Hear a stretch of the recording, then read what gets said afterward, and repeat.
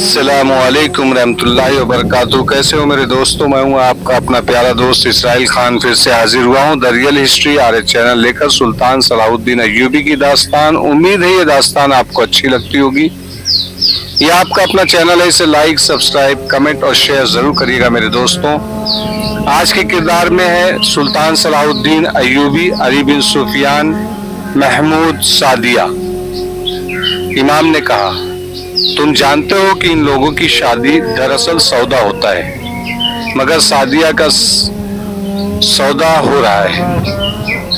हमें उसके मुतालिक परेशान नहीं होना चाहिए था, लेकिन खरीदार मशकूक लोग हैं, वो यहाँ के रहने वाले नहीं। ये वही लोग मालूम होते हैं जो मुझे धमकी दे गए हैं। तुम अच्छी तरह समझ सकते हो कि वो इस लड़की को अपने रंग में रंग कर हमारे खिलाफ इस्तेमाल करेंगे, इसलिए इसे बचाना जरूरी है। और इसलिए भी इसे बचाना जरूरी है कि ये लड़की मुसलमान है। हमें सल्तनत के साथ साथ सल्तनत की बच्चियों की असमत की हिफाजत भी करनी है। मुझे उम्मीद है कि यह सौदा नहीं हो सकेगा। सादिया के बाप को मैंने अपना मुरीद बना रखा है, लेकिन वो गरीब और तनहा आदमी है और रस्म और रिवाज से भाग भी नहीं सकता। बहरहाल सल्तनत और सादिया की असमत की मुहाफिज हमारे सिवा और कोई नहीं। इसके बाद महमूद इमाम का शागिर्द बन गया। दिन गुजरने लगे और उसकी मुलाकातें सादिया के साथ होने लगी। लड़की चारागाह में चली जाती और महमूद वहां पहुंच जाता था। उनकी बेतकल्लुफी बढ़ गई तो महमूद ने सादिया से पूछा कि वो कौन लोग हैं जो उसे खरीदना चाहते हैं। सादिया उन्हें नहीं जानती थी, उसके लिए वो अजनबी थे। उन्होंने उसे इस तरह आकर देखा था जिस तरह गाय भैंस को खरीदने से पहले देखा जाता है। सादिया को अच्छी तरह मालूम था कि वो किसी की बीवी नहीं बनेगी। उसे अरब का कोई दौलतमंद ताजिर या कोई अमीर या वजीर अपने हरम में रखकर कैद करेगा, जहां वो अपना घर बसाए बगैर बूढ़ी होकर मर जाएगी, या उसे नाचना सिखाकर तफरीह की चीज बना लिया जाएगा। उसने अपने गांव के फौजियों से ऐसी लड़कियों के बहुत किस्से सुने थे। वो इतनी पसमंदा इलाके में रहते हुए भी ज़हीन थी और अपना बुरा भला सोच सकती थी। उसने महमूद को देखा तो उससे दिल में बिठा लिया, और उसने जब ये देखा कि महमूद उसे चाहने लगा है तो उसने दिल में ये इरादा पुख्ता कर लिया कि वो फरोख्त नहीं होगी। वो जानती थी कि खरीदार से बचना उसके लिए मुमकिन नहीं। एक रोज उसने महमूद से पूछा, तुम मुझे खरीद नहीं सकते? महमूद ने कहा, खरीद सकता हूँ, लेकिन मैं जो कीमत दूंगा वो तुम्हारे बाप को मंजूर नहीं होगी। कितनी कीमत दोगे? मेरे पास देने के लिए अपने दिल के सिवा कुछ भी नहीं। महमूद बिन अहमद ने जवाब दिया, मालूम नहीं तुम दिल की कीमत जानती हो या नहीं। सादिया ने कहा, अगर तुम्हारे दिल में मेरी मोहब्बत है तो मेरे लिए यह कीमत बहुत ज्यादा है। तुम ठीक कहते हो कि मेरे बाप को यह कीमत मंजूर नहीं होगी, लेकिन मैं तुम्हें ये बता दूं कि मेरा बाप मुझे बेचना भी नहीं चाहता। उसकी मजबूरी ये है कि गरीब है और अकेला है, मेरा कोई भाई नहीं। मेरे खरीदारों ने मेरे बाप को धमकी दी है कि उसने उनकी कीमत कबूल न की तो वो मुझे अगवा कर लेंगे। महमूद ने पूछा, तुम्हारा बाप इतनी ज्यादा कीमत क्यों कबूल नहीं करता? लड़कियों को बेचने का तो यहाँ रिवाज है। सादिया ने कहा, बाप कहता है वो लोग मुसलमान नहीं लगते। मैंने भी बाप से कह दिया है कि मैं किसी गैर मुस्लिम के पास नहीं जाऊंगी। उसने बेताब होकर कहा, तुम अगर मुझे अपने साथ ले जाने के लिए तैयार हो तो मैं अभी तुम्हारे साथ चल पड़ूंगी। महमूद ने कहा, मैं तैयार हूँ। सादिया ने कहा, तो चलो, आज ही रात चलो।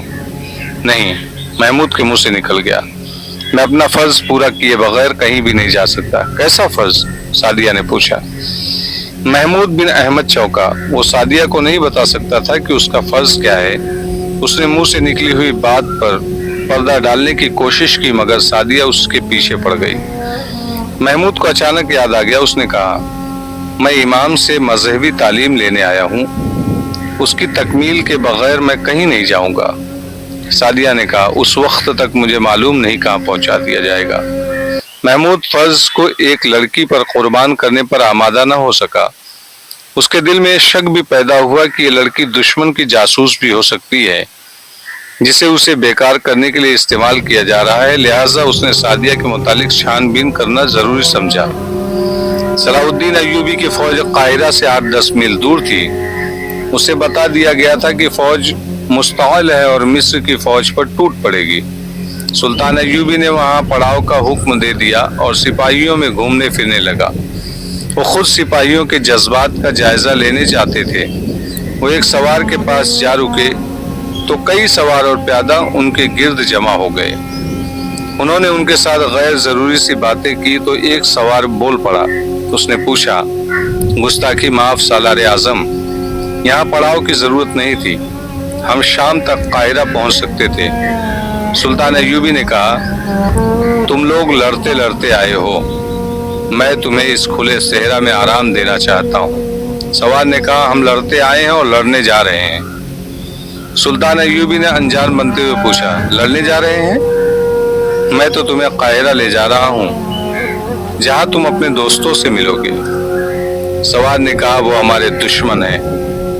अगर ये सच है कि हमारे दोस्त बगावत करने पर तुले हुए हैं तो वो हमारे दुश्मन हैं। एक और सिपाही ने कहा, सलेबियों से बदतरीन दुश्मन। क्या ये सच नहीं सालार आजम के काहिरा में गद्दारी और बगावत हो रही है? किसी और ने पूछा।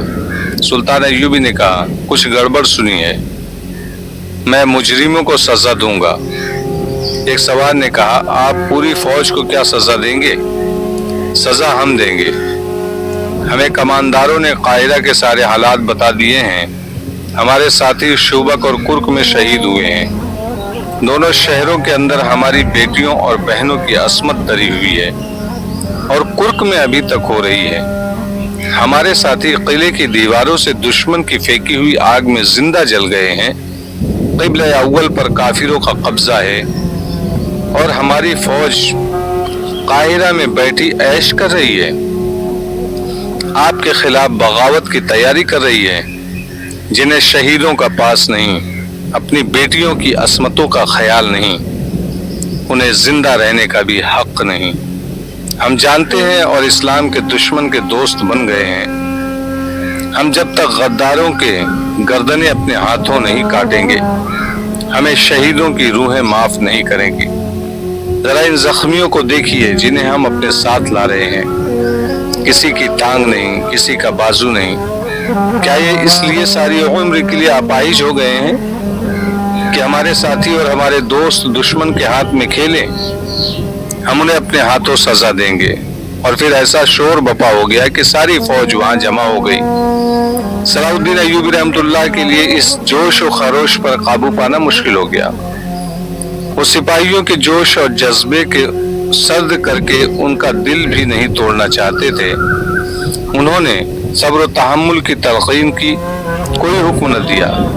अपने खेमे में गए मशीरों और नाइबीन को बुलाकर कहा कि यह फौज अगले हुक्म तक यहीं पड़ाव करेगी। उन्होंने कहा, मैंने देख लिया है कि खाना जंगी होगी, फौज का आपस में टकरा जाना दुश्मन के लिए फायदा मंद होता है। मैं आज रात काहिरा जा रहा हूँ, किसी को मालूम न हो सके कि मैं यहाँ नहीं हूँ। सिपाहियों के जोश को सर्द करने की भी कोशिश न की जाए। उन्होंने जरूरी अहकाम और हिदायत देकर कहा, हमारी काहिरा वाली फौज जो बगावत पर आमादा है, मेरी नजर में बेगुनाह है, और हमारी कौम के वो नौजवान जो जुए और ज़हनी अय्याशी के आदी होते जा रहे हैं, वो भी बेगुनाह हैं। फौज को हमारा आला हकाम ने गलत बातें बताकर भड़काया है। उन्हीं हकाम के ईमान फरोश दुश्मन ने हमारे मुल्क के सबसे बड़े शहर में ज़हनी अय्याशी के सामान फैलाए हैं। इस इखलाकी तबाही कारी को फरोग सिर्फ इसलिए हासिल हुआ है कि हमारे इंतजामिया के वो हकाम जिन्हें इस तखरीब कारी को रोकना था, उसे फैलाने में शरीक हैं। दुश्मन उन्हें उजरत दे रहा है जब किसी कौम के सरबराह और अमरा दुश्मन के हाथों में खेलने लगते हैं। उस कौम का यही हश्र होता है। हमारी फौज सूडान के जालिम सहरा में बिखरी हुई लड़ रही है, कट रही है। सिपाही भूखे और प्यासे मर रहे हैं और हमारे हाकिम उनकी कमक रसद और हथियार रोके बैठे हैं। क्या यह दुश्मन की साजिश नहीं जिसे हमारे अपने भाई कामयाब कर रहे हैं? اس سے دشمن ایک فائدہ یہ اٹھا رہا ہے کہ تقی الدین اور اس کے وہ عسکری جو جذبہ جہاد سے لڑ رہے ہیں وہ مر رہے ہیں اور نوبت ہتھیار ڈالنے تک آ گئی ہے۔ اور دوسرا فائدہ یہ کہ ہماری قوم کو بتایا جائے گا کہ یہ دیکھو تمہاری فوج شکست کھا گئی ہے، کیونکہ یہ اسی قابل تھی۔ ہمارے بعض بھائی مصر کی عمارت پر قابض ہونے کے خواب دیکھ رہے ہیں۔ وہ سب سے پہلے فوج کو قوم کی نظروں میں رسوا اور ذلیل کرنا چاہتے ہیں تاکہ وہ منمانی کر سکیں۔ مجھے عمارت کے ساتھ چپکے رہنے کی کوئی خواہش نہیں۔ اگر میرے مخالفین میں سے کوئی مجھے یقین دلا دے کہ وہ میرے عزم کو پایہ تکمیل تک پہنچائے گا تو میں اس کی فوج میں سپاہی بن کر رہوں گا، مگر ایسا کون ہے؟ یہ لوگ اپنی باقی زندگی بادشاہ بن کر گزارنا چاہتے ہیں، خواہ دشمن کے ساتھ ساز باز کر کے بادشاہی ملے، اور میں اپنی زندگی میں قوم کو اس مقام پر لانا چاہتا ہوں جہاں وہ اپنے دین کے دشمنوں کے سر پر پاؤں رکھ کر بادشاہی کرے۔ ہمارے ان لالچی اور غدار حاکموں کی نظر اپنے حال پر، اپنے عاج پر ہے، میری نظر قوم کے مستقبل پر ہے۔ وہ بولتے بولتے توقف کیا اور رکے۔ میرا گھوڑا فوراً تیار کرو۔ اس نے ان افراد کے نام لیے جنہیں ان کے ساتھ جانا تھا۔